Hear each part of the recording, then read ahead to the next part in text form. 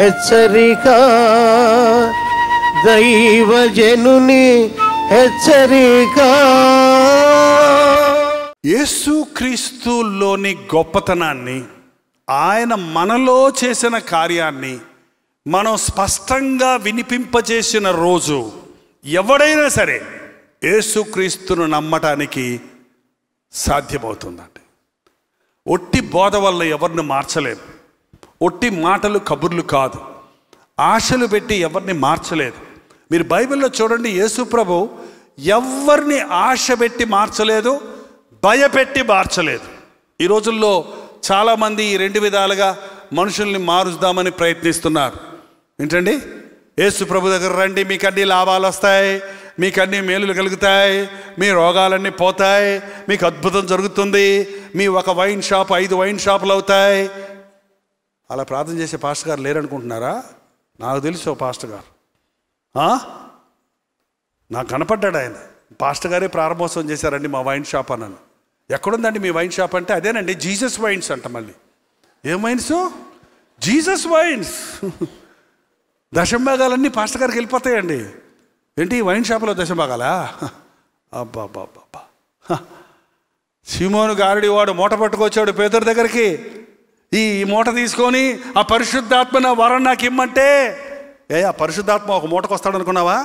పంపుతూనే ఉండు, మూటలో ఇస్తూనే ఉంటాను పరిశుద్ధాత్మ అన్నాడా? ఏంటండి, నువ్వు ద్రవ్యం ఇచ్చి దేవుని వరమును కొనాలనుకుంటున్నావు. నీ వెండి నీతో పాటు నశించునుగాక, నీ హృదయము దేవుని ఎదుట సరిలేదు గనుక దీనిలో నీకు పాలు పంపులు లేవు. దేవునికి ఇచ్చేది అన్యాయపు సొమ్ము ఇవ్వకండి, మోసం చేసిన సొమ్ము ఇవ్వకండి. దేవునికి అవసరం లేదు అది. మీ దగ్గర డబ్బులు లేకపోతే ఊరుకోండి, అంతేగాని లంచం డబ్బులు ఏంటండి, మోసం చేసిన డబ్బులు, దొంగిలించిన డబ్బులు, ఊరకొచ్చిన డబ్బులు దేవునికి ఇవ్వద్దండి. దేవునికి మీ కష్టార్జితం ఇవ్వండి. దేవుడు నీ అపవిత్రమైన డబ్బును ఆయన ముట్టుకోడు, ఆయనకి అవసరం లేదు. అది అసహ్యంగా ఉంటుంది, ఆయనకి అసహ్యంగా ఉంటుంది. ఒక డిఎస్పి గారు సస్పెండ్ అయిపోయారు.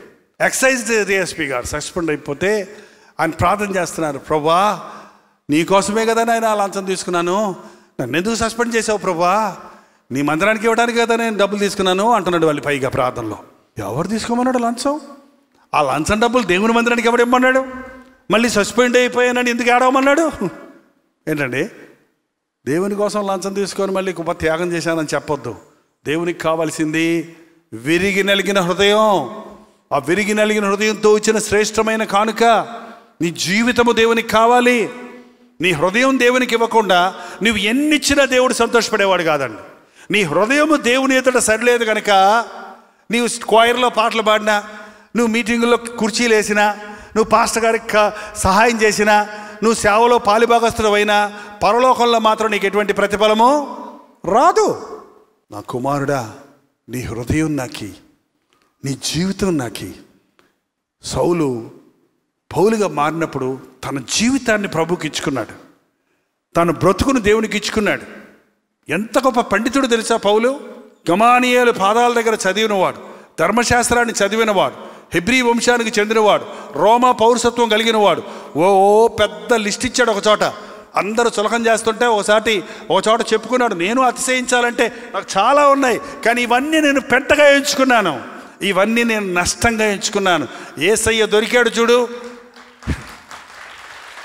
యేసయ్య ముందు నా చదువులు, నా డిగ్రీలు, నా అనుభవము, నా జ్ఞానము, నా భక్తి ఇవన్నీ కూడా చెత్త కుప్ప. నాకు యేసయ్య దొరికాడని ఆయన పట్టుకున్నాడండి. పౌలు ఏం సంపాదించలే, ఒక్క చర్చి కూడా కట్టలే అక్కడ, కానీ ఆత్మలు సంపాదించాడు. సంఘాలు స్థాపించాడు, అంటే బిల్డింగ్లు కాదు, ఒక గుంపును స్థాపించి అన్ని స్థలాల్లో విశ్వాసుల్ని ఏర్పరిచాడు. గొప్ప పరిచర్య చేశాడు. రాజుల ఎదుటకు వెళ్ళి సాక్ష్యం చెప్పాడు, అధికారుల దగ్గరికి వెళ్ళి సాక్ష్యం చెప్పాడు. కానీ ఆశ్చర్యం కలుగుతుంది ఏంటంటే, ఒక ఖైదీగా, ఒక నేరస్తుడిగా, ఒక దోషిగా వారి ముందు నిలబడి తాలిమితో చెప్పుచున్నాను, వినయముతో చెప్పుచున్నానని ఒక ఆర్డినరీ మ్యాన్ లాగా తగ్గించుకొని ఎట్టయినా సరే అతన్ని మార్చాలి, ఎట్లయినా సరే అతను నిజదేవుని తెలుసుకోవాలి, ఏదో విధంగా కొందరిని సంపాదించుకోవాలని అందరికీ నేను అందరి వంటి వాడిని అయితేనే. యూదులకు యూదుల్లాగా ఉన్నాను, అన్యుడికి అన్యుడిలాగా ఉన్నాను, ఏదో విధంగా ఒక ఆత్మను సంపాదించుకోవాలి. ఏంటండి, మతం మార్చడం కాదు ఇక్కడ, క్రైస్తవులు చేయటం కాదు ఇక్కడ. ఒక ఆత్మ పేరు జీవగ్రంథంలో రాయబడాలి. ఒక ఆత్మ నరకానికి పోయే వ్యక్తిని రక్షించి ప్రభు మార్గంలో నడిపించాలి. ఎందుకంటే ఆయన చిందించిన రక్తం ఒక్క బొట్టు కూడా వృధా అవ్వకూడదు, ఏ ఒక్కడు నశించకూడదు, అందరూ రక్షించబడాలని దేవుడు ఏర్పాటు చేస్తున్నాడు. కాబట్టి ఈ రోజున నిజమైన క్రైస్తవ జీవితాన్ని మనం కలిగి ఉంటే, ఆ రక్షణ అనుభవాన్ని మనం పొందుంటే, మన ఇంటివారు ప్రభు వైపు తిరుగుతారు. మన చుట్టూన్న వారు ప్రభువును మనలో చూసి నీ దేవుడు నాకు కావాలని అడుగుతారు. ఎవరైనా మన చుట్టూన్న వాళ్ళు మారలేదంటే, ప్రసంగాలు ఇని కూడా మారటం లేదండి, ప్రార్థన చేసినా మారటం లేదు అంటుంటారు. చూసారా, మీరు ప్రసంగాలు వినిపిస్తున్నారు, ప్రార్థన చేస్తున్నారు, కానీ మీ బతుకులో క్రీస్తు యొక్క గొప్పతనాన్ని చూపించడం లేదు. కాబట్టి మనుషులు మారటం లేదండి. పై మార్పు కాదు, హృదయాలు మారటం లేదు. పౌలు యొక్క సాక్ష్యం అంత పెద్ద అధికారిని, రాజును కదిలించింది. ఈ రోజున నిజ క్రైస్తవుడిగా మనం జీవిస్తే ఈ లోకమంతా యేసు ప్రభు పాదాల దగ్గరికి వస్తుంది. ఈ రోజున ఒక సమర్పణ చేసుకుందాం. నువ్వు మారు మనసు పొందావా? నీ ప్రవర్తన అభ్యంతరకరంగా ఉందా? నీ ఇంటి వారు నీ భక్తిని నమ్ముతున్నారా? మొదట నీ భక్తికి పాస్టర్ గారు కాదు సర్టిఫికెట్ ఇచ్చేది, పక్కోళ్ళు కాదండి. నీ భార్య నీవు భక్తిపరుడు అని చెప్పాలి. నీ భర్త నీ చేసే ప్రార్థన అమ్మ నిజమైన ప్రార్థన అని చెప్పగలగాలి. నీ పిల్లలు మా అమ్మ నాన్న వెంబడించే దేవుడు నిజమైన దేవుడు అని నమ్మాలి. అప్పుడు నిన్ను వదిలిపెట్టి వాళ్ళు వెళ్ళరు, నీ కుటుంబం కట్టబడుతుంది, నువ్వు అనేకులకు దీవెనకరంగా ఉంటావు. ప్రార్థన. ఒక్కసారి మమ్మల్ని చూడు. ఏ గుండెల్లో నుంచి ఏ మూలుగు నీకు వినపడుతుందో, ఏ మొరలు నీకు వినపడుతున్నాయో వారికి జవాబులు దయచేయి నాయన. నీ తల వంచి నీ చెవియొగ్గి ఒక్కసారి మమ్మల్ని చూడయ్యా, మా మొరలు విను నాయన. ప్రతివారు ఒక సమస్యతో వచ్చున్నారు, ప్రతివారు ఒక ఇబ్బందితో వచ్చున్నారు, ప్రతివారు ఒక ఆశతో వచ్చున్నారు. మారు మనసు పొందాలనుకుంటున్నాను, పొందలేకపోతున్నానే.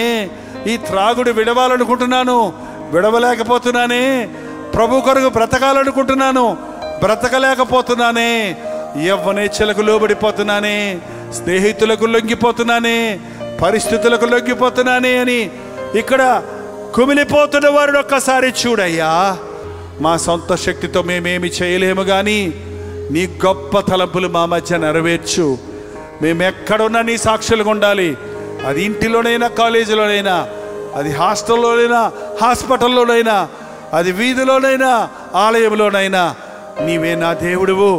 నేను దేవుని బిడ్డను, దేవుని చేత ఆశీర్వదించబడిన వాడు ఇలాగ ఉండునని మా చుట్టూన్న వారు మాలో నిన్ను చూడాలయ్యా. సౌలు యొక్క సాక్ష్యాన్ని విని హృదయాల్లో కదిలించబడిన అధికారుల వలె మా జీవిత సాక్ష్యాలు మా చుట్టూన్న వారికి ఆశీర్వాదకరంగా చేయనాయనా. మేము నమ్మిన దేవుడు సజీవుడని, మేము నమ్మిన దేవుడు నిజమైన దేవుడని, మేము నమ్మిన దేవుడు ప్రార్థన ఆలకించేవాడని, మేము నమ్మిన దేవుడు త్వరలో రానయ్యున్నవాడని, మేము నమ్మిన దేవుడు మమ్మల్ని పరలోక రాజ్య వారసులుగా చేయగలుగుతున్నాడని నమ్మటానికి సహాయం చేయము. మా చుట్టూన్న వారు గుర్తించటానికి సహాయం చేయము. మా విన్నపాలన్నీ నీ ముందు పరిచున్నామయ్యా. మా బాధలన్నీ నీకు చెప్పుకుంటున్నామయ్యా. మా ప్రార్థన ఆలకించే యేసయ్యా. ప్రార్థనలో ఏమేమి అడిగి ఉన్నారో అవి మీకు దొరికినవి అని నమ్మిన ఎడల అవి దొరుకును అన్నావు కనుక నమ్ముచున్నాము నాయన. అవిశ్వాసము లేకుండా సహాయము చేయము. ప్రతి ఒక్కరిని ఒక సాక్షిగా చేసి మా ఇళ్లల్లో, మా స్థలాల్లో, మా ఆఫీసుల్లో, మా కాలేజీల్లో, మా కంపెనీస్లో, ఈ లోకంలో, ఈ దేశంలో నీ సాక్షులుగా బ్రతుకుటకు మా ఒక్కొక్కరికి నీ సహాయము చేయమని యేసు క్రీస్తు నామములో అడుగుచున్నాము తండ్రి. మన తండ్రి అయిన దేవుని యొక్క ప్రేమయు, కుమారుడైన క్రీస్తు యొక్క కృపయు, ఆదరణకర్త అయిన పరిశుద్ధాత్మ యొక్క సహవాసము కుడి వచ్చిన మనందరికీ ఇప్పుడును సదాకాలమును తోడై ఉండును గాక. ఆమేన్, ఆమేన్, ఆమేన్.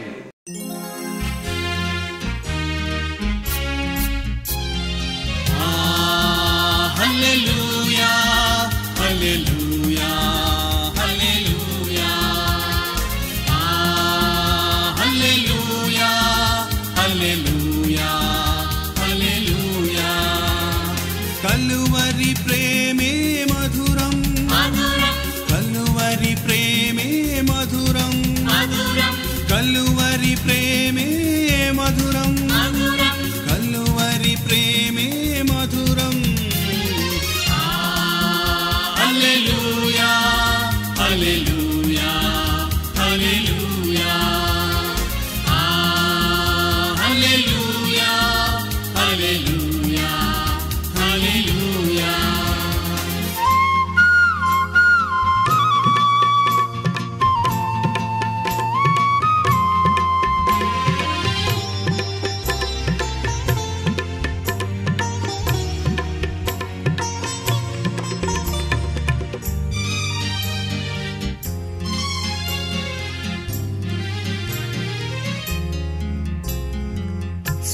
శిలువపైన విలువ త్యాగం చేసినావుగా,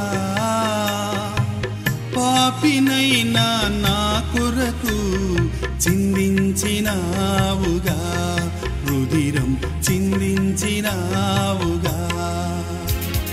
కలువరి ప్రేమే మధురం, కలువరి ప్రేమే మధురం, కలువరి ప్రేమే మధురం, కలువరి ప్రేమే మధురం.